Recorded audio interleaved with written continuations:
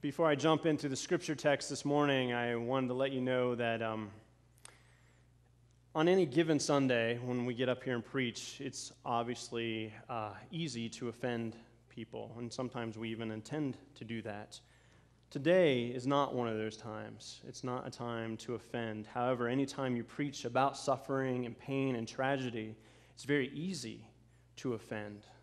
The words that we say up here might not hit you right. They might not land on your heart in the right way. And so before I jump into this, I just want to let you know that this is coming with the purest intentions. It's meant to comfort.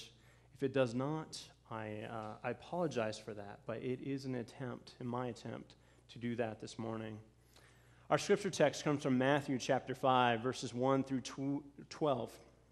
Now when Jesus saw the crowds, he went up on a mountainside and sat down. His disciples came to him, and he began to teach them. He said, "Blessed are the poor in spirit, for theirs is the kingdom of heaven.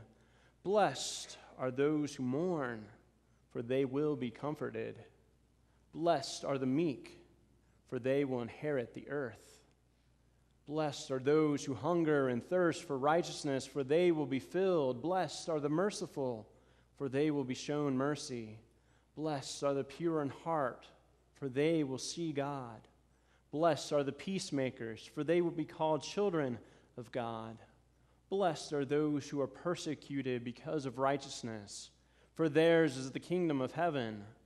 Blessed are you when people insult you, persecute you, and falsely say all kinds of evil against you because of me. You are the light of the world. Let your light shine before others, that they may see your good deeds and glorify your Father in heaven." There our scripture ends. Let's consider how these words apply to our lives this morning. Light in the midst of darkness. I was set to start a sermon series today over the Sermon on the Mount, which is found in Matthew 5 through 7, and to start out with this scripture text called the Beatitudes. The blessed are this group and that group and that group. And I had an entirely different sermon, obviously, before Friday, and spent a good amount of time this weekend rethinking and rewriting. I stuck with this scripture text because I think it speaks to the heart of where we are at in our world, where we're at in our lives, where we're sitting right now at this moment. Blessed are those who mourn, for they will be comforted. Blessed are the poor in spirit, impoverished spirits. I think that's us this morning. And so I stuck with the scripture text because I think it speaks into our situation in a very powerful, powerful way. Jesus asked a crowd of people in Palestine in the first century to contemplate a different kind of world, a world that does not exist. Blessed are the poor in spirit, for theirs is the kingdom of heaven. Blessed are those who mourn, for they will be comforted. Blessed are the meek and the weak and the innocent and the pure in heart and the persecuted. Really? Really? That doesn't feel like our world. I know it wasn't Jesus' world. Those who are meek and weak and innocent and bullied and persecuted are not blessed. That doesn't fit with our reality, nor his. And yet Jesus walks in and begins to ask a crowd of people to begin to believe, to begin to imagine a different kind of world. So we're going to step into that real quick. We're going to see if we can do that alongside of Jesus' words. Imagine for a second a world without poverty. Imagine a world where the most innocent among us are the ones who inherit the earth. Imagine a world without violence. Imagine a world where those who need justice cry out for justice and righteousness, receive it. Imagine a world where people can walk into a movie theater and just watch a movie. Imagine a world where people can walk into a school and learn. Imagine a world where the things that happen this weekend don't happen. It's hard. It's really difficult to imagine such a world. It's hard to believe. This what if, really? And even the imagining can even bring pain into our lives. Just the step of saying, really, that's what you want me to imagine this morning? Jesus walks into the first century Palestine, a land filled with tyranny, a land filled with violence, with hunger, with the meek, the weak, the innocent, the bullied, the terrorized. And he speaks these words to them, and he begins to ask them to imagine. And just as it's hard for us to do it, it was just as difficult for them as well. And yet Jesus speaks these words, hoping that they will shift the situation, hoping that the imagining in itself will bring new life. We cry out after a weekend like this with one huge question. Why did this happen? Why? It is the cry of our hearts. It is the longing of our minds to make sense, to understand, to come to some sort of way and logic of seeing it. And we look at God. We scream at God, asking why. I want you to imagine for a second that God, too, is asking why.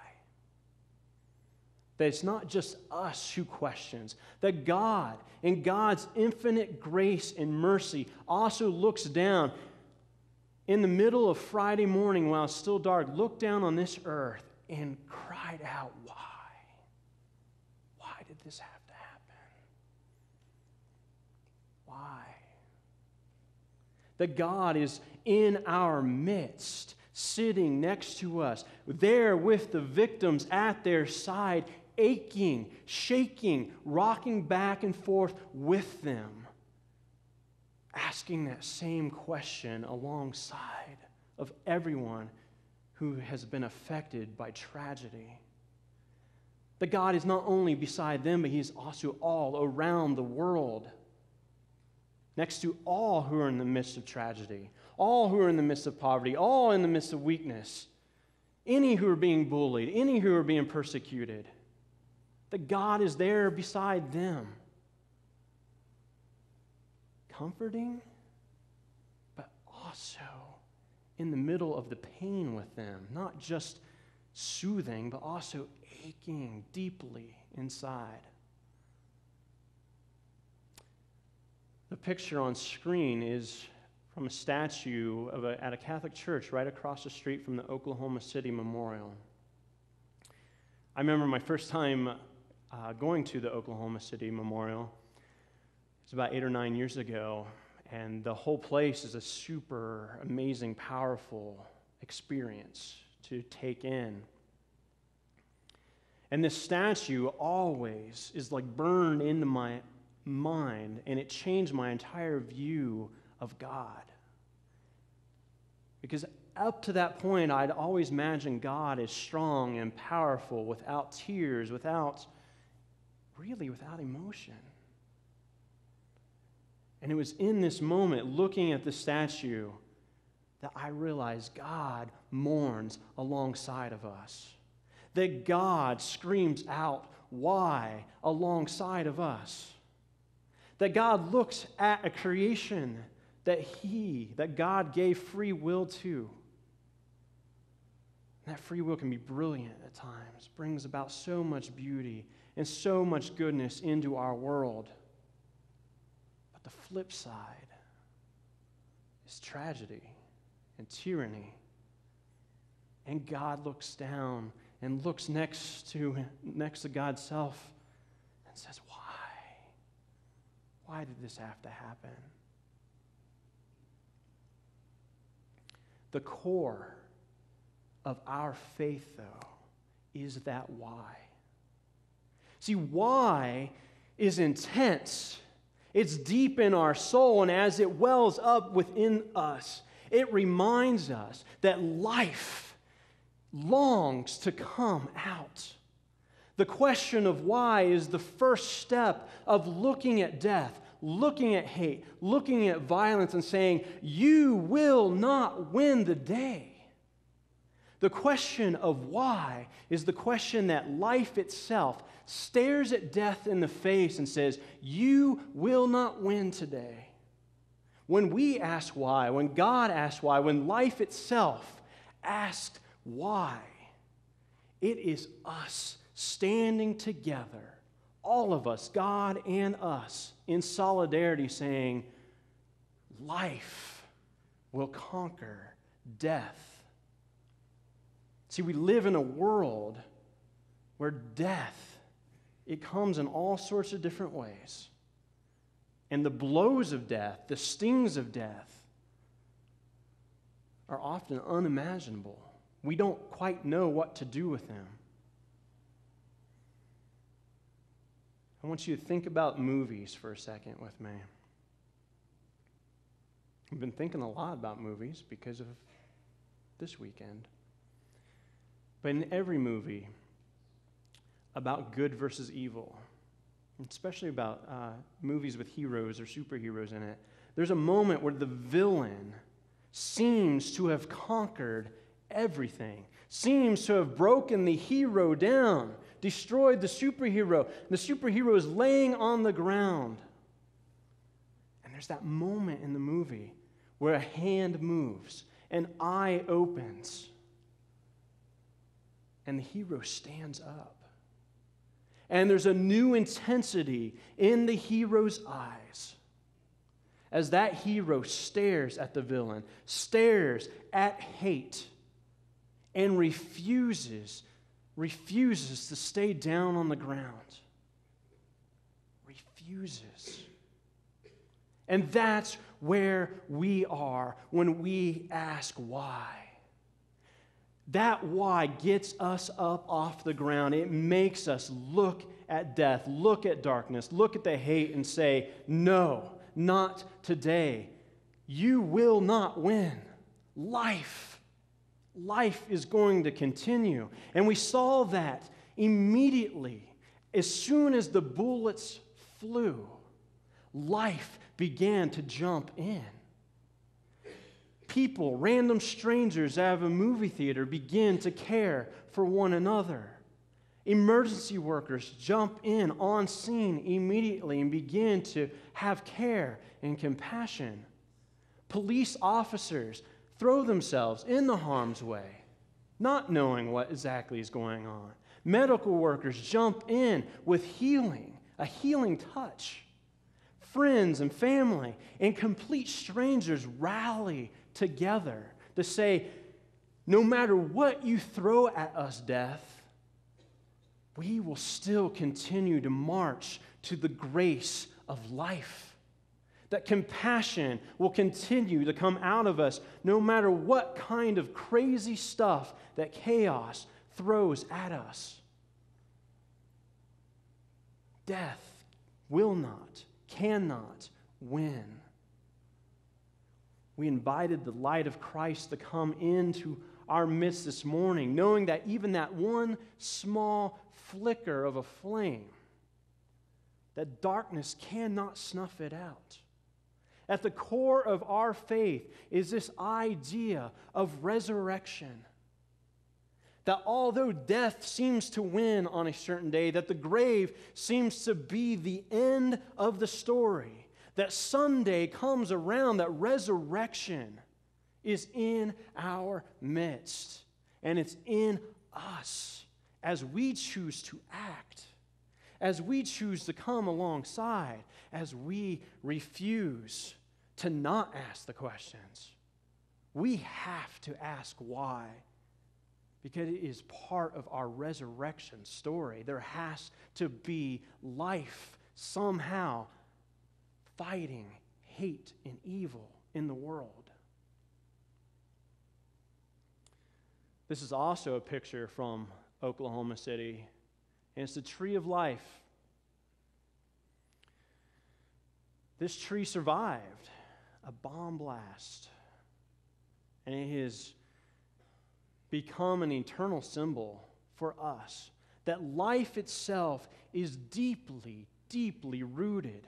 That no matter what kind of death and chaos and violence come into our world, blow up our world, that life holds on. And we cling to it. We cling to grace. We cling to compassion. We will claw our way out of death through love, through light. We will make sure that life continues no matter what, because it is deeply, deeply rooted inside of us as a people, as a community.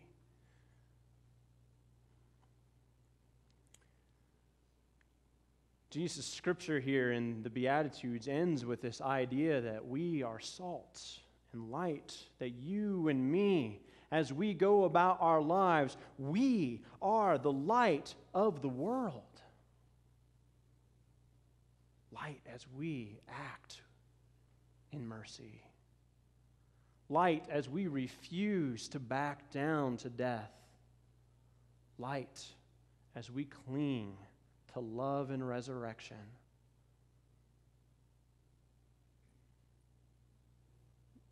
We all immediately reacted on Friday morning in various ways, but together, as a community of faith, we join in solidarity with people on the other side of a city, with people here, with old wounds now opened again, with people all across the world in the midst of tragedies.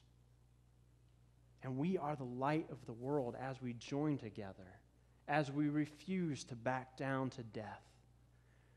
We hold on to hope. Hope. The idea that we will imagine, that we will step into Jesus' message and say, yes, I will imagine a world without these things. I will imagine a world where the innocent inherit the earth. I will imagine a world where those who are in deep lament will be comforted. I will imagine a world where terror and bullying and violence do not exist. I will do that because I believe ultimately life will triumph over evil and death. It is what we hold on to as a people. It is the core of our message. It is what we must do.